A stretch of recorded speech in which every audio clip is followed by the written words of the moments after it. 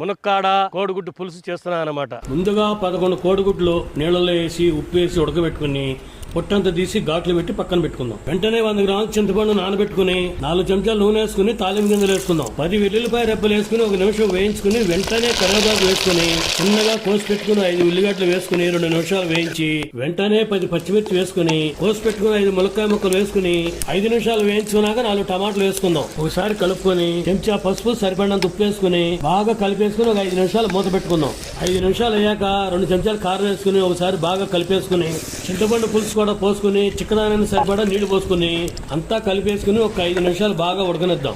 5 నిమిషాలు అయ్యాక ఉడకబెట్టిన కోడిగుడ్లు వేసుకుని ఒకసారి బాగా కలిపేసుకుని 2 నిమిషాలు బాగా ఉడకనిద్దాం. కాస్త కొత్తిమీర వేసుకుని అలా కలిపేసుకుని బౌల్లోకి సర్వ్ చేసుకుందాం. ఇంతేనండి, మన అద్దిరిపోయే కోడిగుడ్డు ములక్కాయ పులుసు రెడీ. ఫుల్ వీడియో యూట్యూబ్ లో ఉందండి, అక్కడికి వచ్చేయండి. బాయ్.